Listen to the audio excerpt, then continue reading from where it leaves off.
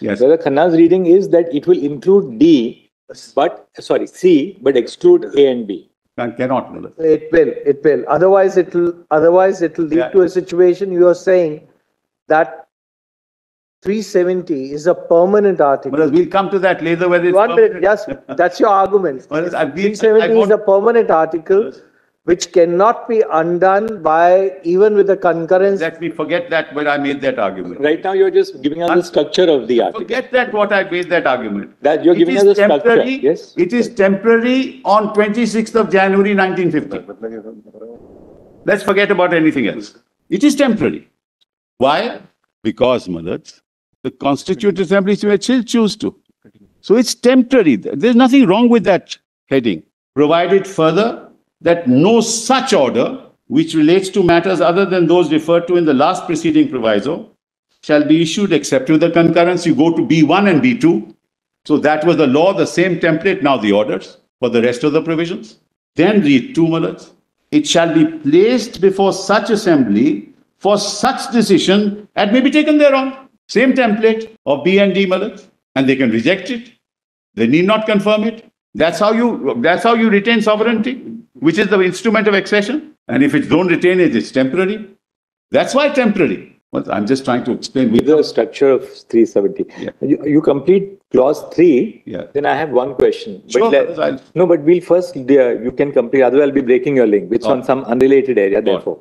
Notwithstanding anything in the foregoing provision. So, Malad, it's notwithstanding in the beginning of the article. Please note that. Notwithstanding anything in the foregoing provisions of this article, so notwithstanding in 370, the President may by public notification declare that the article shall cease to be operative or shall be operative only with such exceptions and modifications and from such date as he may specify, provided that the recommendation of the Constituent Assembly shall be necessary before the President issues such a notification. So if the Constituent Assembly recommends it, namely, that we want to abrogate 370, then on that recommendation, the President will issue a notification. And this article is contained in subclause 3. Doesn't have to be in D. So that, according to me, is the architecture of 370. Now, Sibyl, I have just one question on this. B1 refers to those matters in the instrument of accession which have been ceded by the Maharaja to the Dominion's power. B2 refers to all other matters in the Union and concurrent list other than what is covered by 1. Fair enough. Now, suppose in the area of the Union and the concurrent list, something is not covered by B1 or by B2. In other words, it's not referable to those subjects mentioned in the instrument of accession, and it's not covered by B2 at all. That power is not entrusted to the state. B2 is all other lists, Mullah. No. B2 says such other matters in the said list as with the concurrence of the government, the President may order specified. So all matters in the list. Right. Of course. It covers, it's a residuary. Everything. Yeah. So you have to take the concurrence of the state. Yes. Now, suppose it is not covered by B2 in the sense that there is no concurrence of the state, right? It's not covered by B1, and you have not taken the concurrence of the state under B2. Correct. On such an aspect, the state legislature cannot exercise power because it's not in the state list. One second. Nizam, one second. Residuary power of the One second. The state legislature, the state legislature is operating on the state list. And residuary power, Mullah. Residuary power came in and when? Under what? Other way around, Mullah. No. Kashmir, it was there from the beginning. Where does the residuary power find? Yes, I'll show that to you, Lord. This is part of the instrument itself. Instrument of accession. Yes, it is part of Mullah's all orders of the government. No, but has specifically it's also part of the constitution. I'll show I just wanted to see whether it's part Yes, you're always to take it, Mullah. Otherwise, there'll be a peculiar situation where neither Parliament can exercise power, nor can the state legislature exercise power. I take your Lordship's point. I will demonstrate to your Lordships that the residuary power was with the state legislature throughout and with the state government throughout. That was the condition on which, Mullah, the accession took place. And I will demonstrate that to your Lordship. That's the least of my problems. Which is very different from what is subject matter of 1 and 2. Yes, right. Because they do not deal with abrogation of the article. Absolutely. Right. Yes, absolutely. Your Lordship is right. And therefore, when we read at that power, which is specifically conferred on the President, then proviso, leave aside for the time being the proviso. Do you agree with that interpretation? No, For the time being, just leave the provisos. Well, I can't read the Constitution in this fashion. I can't even read an act in that fashion. Let's forget the Constitution. How do I leave the proviso when the Constitution is staring us in the face? No. The question was, is putting to therefore, clause 3 deals with abrogation of the article itself, which is not the subject matter of 1 and 2. No, it's subject matter of C. Article 1 shall apply to the state. No, correct. But it deals with complete abrogation of the article itself. I agree. And in that context, you may argue that your argument at the first fold was, it will be only if the conditions of the proviso is satisfied, that clause 3 will apply. Otherwise, if the conditions of the proviso are not satisfied, clause 3 will not apply. That's how your lordships have interpreted proviso since 1950, Malas. That's all that I can say. I can't say more than that. A proviso may in some cases be an exception. A proviso may in some cases be an elaboration. There's a difference, Malas. Yes. It depends upon the nature of the...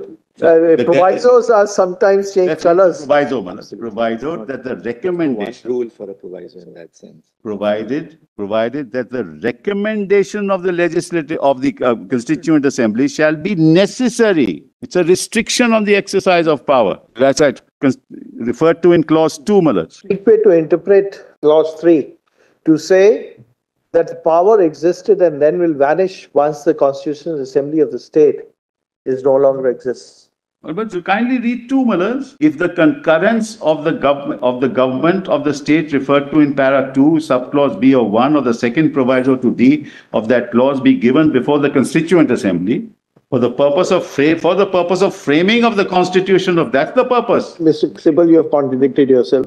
When you refer to clause C, subclause C is an independent clause and clause D not applicable to clause C, then the second proviso will not apply. In both cases. And therefore only subclause 3 will apply. Himala's point is clause 2 says that clause 3 will apply. Even for the purposes of those notifications. Anyway, we'll examine that. Yes. Now, we have understood your line of argument. No, there is something that's missing, Malas. The proviso says, provided that the recommendation of the Constituent Assembly of the state referred to in clause 2. Why are they saying that, Malas? The purpose is given in clause 2. Provided that the recommendation of the Constituent Assembly of the state referred to in clause 2 shall be necessary for the president before the president issues such a notification. It is necessary and before he issues it. How can you say that it's explanatory or that it's an independent clause? It specifies how it is to happen. It has to happen before. That is, the permission has to have before. The reason why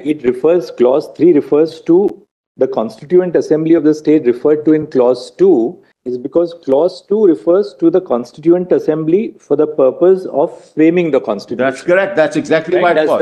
That's your point. Yeah. You get that point? Yeah. Now, therefore, the recommendation of which Constituent Assembly, this makes it very clear that one and only Constituent Assembly which was formed for the purpose of framing of the state constitution. Right. Once the frame of the constitution was done, then that purpose of the Constituent Assembly is not like a permanent body, like Parliament is a permanent body, the Supreme Court is a permanent body. No doubt about it. It's a body which has a specific purpose and then after it becomes functus officio, so to speak. Therefore, once the Constituent Assembly had fulfilled its purpose, then the proviso itself has no application. No, this is the problem, Malas, with the problem there is when you are applying 3 without the proviso and saying this is a blanket power, then Malas, the president can do it anytime without any consultation with anybody. One thing which we must passes an order. That I integrate.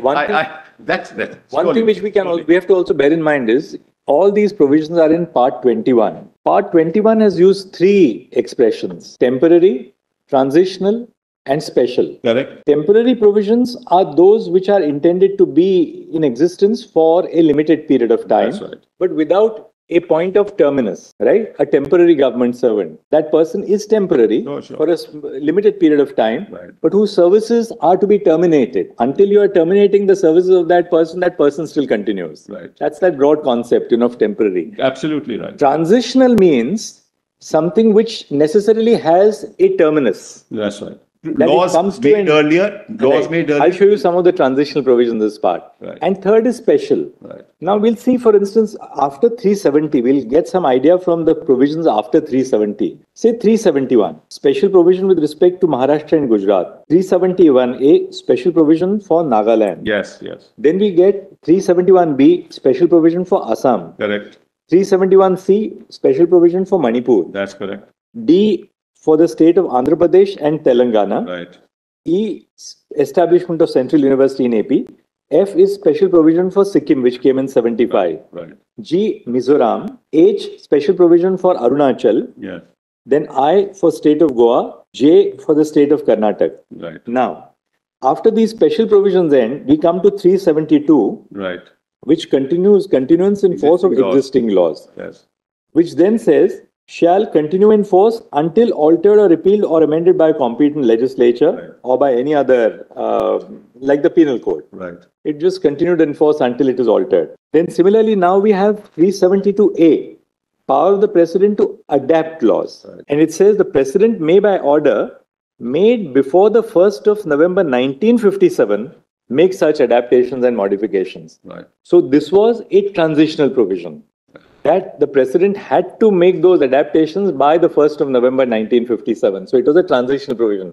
After that, the power lapses. So similarly, 373, then came the provisions relating to the judges whose services had to be taken over by the Union of India, public service commissions, so on and so forth. And then 392, the power of the president to remove difficulties. Right. So therefore, Part 21 basically covers special provisions, temporary provisions, and transitional provisions. Right. Now, it doesn't use the expression transitional in any head note or marginal note to the articles, but temporary and special are used in the marginal notes to specific articles of Part 21. And 370 specifically uses the expression temporary. It had to, Malad. It had So, to. can we then, by saying that the power under clause 3 goes once the Constituent Assembly comes to an end, really convert this into a permanent provision, which it was never intended to be by the Constitution? But that's, Malad, your lordships are now putting to me, it was never intended to be. Within 370, when it was put in, it had to be a temporary provision. It had to be, Malad. There was nothing there at that point in time. It had to be, Malad. It could never be a permanent thing. But why did the Constitution then put it in Part 21? Because, Malad, it is a separate, it relates to a particular state where the two sovereigns have come together and made a compact which is incorporated and integrated. No, Part 21 does not deal only with Jammu and Kashmir. It deals with other states. I'm sorry, I didn't get it. Part 21 Yes. does not deal only with Jammu and Kashmir. No, of course not. That's why I think it's a separate, independent provision and has to be interpreted on its own terms. You can't incorporate Malad's concepts outside of 370 and integrate them into 370 and say, this is how we'll read 370. 370 is not temporary. The note expressly says it's temporary. No, it says temporary provisions with respect to temporary provisions. In other words, this is a provision which is temporary till such time as the Constituent Assembly decides this way or that way. That's the whole purpose, Malad. Because when the Constitution came into force, there was no such thing as the Constituent Assembly even. How did the Constitution add this here? Because there was an understanding. Otherwise, why would you bring in the term Constituent Assembly in 370? It was not anywhere else.